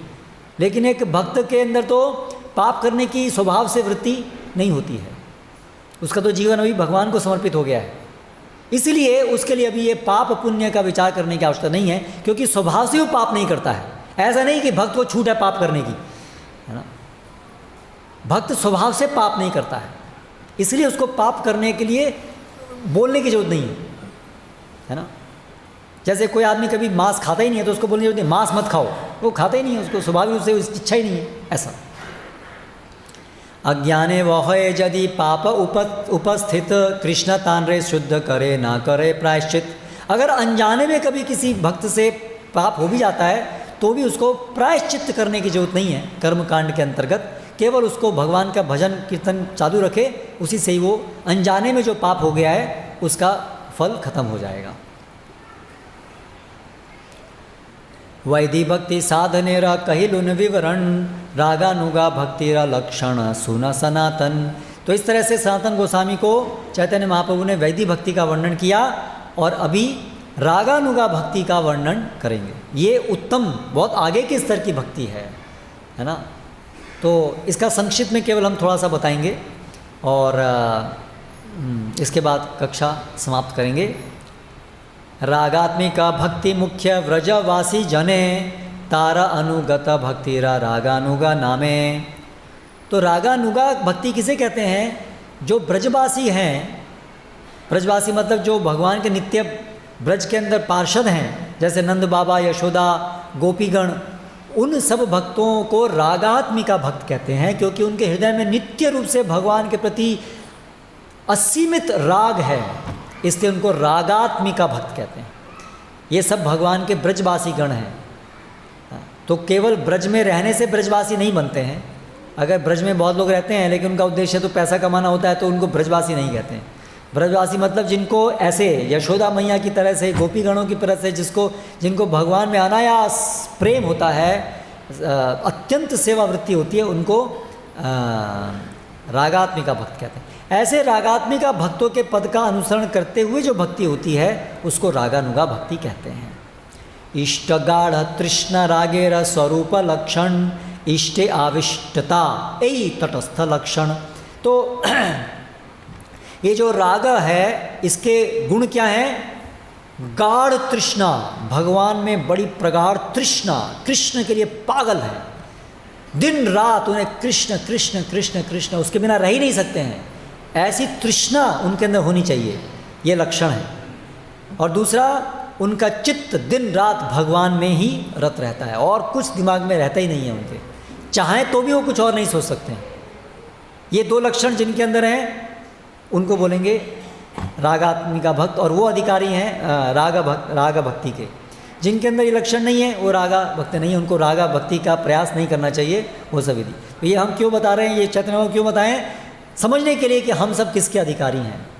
तो हम सब सामान्य रूप से सब विधि भक्ति के अधिकारी हैं, इसलिए हमें वो हमारे लिए जो ब्रजवासी हैं, यशोदा मैया और ये सब गोपीगण, वो हमारे आराध्य हैं, वो हमारे परम आदरणीय हैं, लेकिन हमें उनकी नकल नहीं करनी चाहिए, गोपी बनने की कोशिश नहीं करनी चाहिए, है ना। हम कभी भी गोपी नहीं बन सकते हैं, हम केवल गोपियों के दास के दास के दास के दास बन सकते हैं, वो हमें प्रयास करना चाहिए, उससे हम भगवान की सेवा करेंगे। तो ये सावधान रहिए, जो बहुत प्रचलित है ये सस्ती भक्ति, तो ऐसी भक्ति करने में हम अपराध करते हैं और अपनी भौतिक इच्छाओं को भक्ति में लाद देते हैं। मेरी भौतिक इच्छा है कार में घूमना, तो हम बोलते हैं मेरे लाला की इच्छा है कार में घूमना। हम कार खरीदते हैं किस लिए? लाला के लिए कार खरीदी है, खरीदी अपने लिए है, इसलिए इसको बोलते हैं आरोपित भक्ति। अपनी भौतिक इच्छाओं को भक्ति में आरोपित कर देते हैं। अपने को चाय पीने की इच्छा है, बोलते हैं लाला के लिए चाय बनाइए। अभी लाला को तो कभी चाय पीते नहीं, लाला तो कभी, लेकिन अपनी इच्छा है चाय पीने की, इसलिए हमने अपने मन में सोच लिया अरे लाला, मैं भक्त हूँ, महान भक्त हूँ, इसलिए लाला हमेशा क्या चाहते हैं? मेरी प्रसन्नता चाहते हैं, क्योंकि लाला हमेशा अपने भक्तों की प्रसन्नता चाहते हैं ना। और मेरी प्रसन्नता क्या है? मुझे क्या चाहिए? चाय, इसलिए लाला भी प्रसन्न है जब मैं चाय पी रहा हूँ। तो ऐसे करके उल्टा अर्थ लगाते हैं। तो आप देखिए ऐसे बहुत लोग हैं जो इस प्रकार की भक्ति करते हैं। तो ये सब भक्ति शास्त्र आधारित भक्ति नहीं है, इससे समाज में उत्पाद उत्पन्न होता है।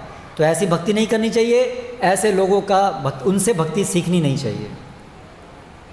रागामयी भक्ति रहे रागात्मिका नाम, ताहा सुनी लुब्ध होए कौन भाग्यवान। लोभे व्रजवासी भावे करे अनुगति, शास्त्र युक्ति नाही माने रागानुगार प्रकृति। तो ऐसे जिनको लोभ है कृष्ण व्रजवासियों के प्रति, वो रागानुगा भक्ति कर सकते हैं। और वो भक्ति में शास्त्र के नियम से उनको प्रेरणा प्राप्त करने की जरूरत नहीं है, उनको तो स्वाभाविक रूप से प्रेरणा भगवान के राग के वजह से प्रेरणा प्राप्त होती है। लेकिन वो लोग भी बाह्य अंतर इन्हार द्वैत साधना, बाह्य साधक देह करे श्रवण कीर्तन, मने निज सिद्ध देह करिया भावना, रात्रि दिने करे व्रजे कृष्णेर सेवन। लेकिन वो लोग भी दो स्तर पे भक्ति करते हैं। वो रागानुगा भक्ति भी दो प्रकार से होती है, दो स्तर नहीं, दोनों साथ साथ होती है। बाह्य रूप से शरीर से साधना भक्ति होती है, जैसे विधि भक्ति करते हैं, श्रवण कीर्तन इत्यादि। और अंतरंग सिद्ध देह में नित्य वो जो भगवान के व्रजवासी जिनकी वो अनुराग जिनका पालन कर रहे हैं, उनके अनुसार हृदय के अंदर नित्य रूप से दिन रात भगवान की सेवा करते हैं। उस ब्रज भक्ति के भाव में। तो बाह्य रूप से तो वो भी सब नियमों का पालन करते हैं। इसलिए जो तथाकथित ये जो गोपी वेश धारण कर लेना, ये सब, और कोई नियम पालन नहीं करना, मनमाने ढंग से करना, वो शास्त्रोचित भक्ति नहीं है, वो मनमाने ढंग से बनाई हुई है। इसलिए ऐसे लोगों से सावधान रहिए। ऐसे लोग हैं, आप ब्रज में जाएंगे, बोलेंगे हम आपको बता देते हैं आप ब्रज कृष्ण लीला में आप कौन हो, बस वैसे ही आप भक्ति करो, है ना। तो उनसे सावधान रहिए, वो सब भगवान की भक्ति के नाम पे गुमराह कर रहे हैं। तो इसलिए वृंदावन जाइए, लेकिन सावधानी से जाइए। जो ऐसे भक्ति कर रहे हैं ढंग से, उनके संग में जाइए और वहाँ पर श्रवण कीर्तन करिए, तो आपका व्रज परिक्रमा मंडल, व्रज मंडल परिक्रमा इत्यादि ढंग से होगा। नहीं तो उल्टे सीधे कहीं आप रास्ते में फंस जाएंगे, ऐसे ही सहजिया नहीं बन जाएं, इसका सावधान रखना चाहिए, है ना। तो बहुत लोग गुजरात से जाते हैं व्रज, लेकिन ये सब सावधानी रखनी चाहिए, ठीक है। यहाँ होते पाई कृष्णेरा प्रेम सेवन, ऐते कहलु न विधेय विवरण। इस प्रकार से चतुर्मुख कहते हैं मैंने अभिधेय का विवरण किया, जिससे प्रेम सेवन, कृष्णेर प्रेम सेवन प्राप्त होता है। कृष्ण की प्रेम मतलब कृष्ण सेवा।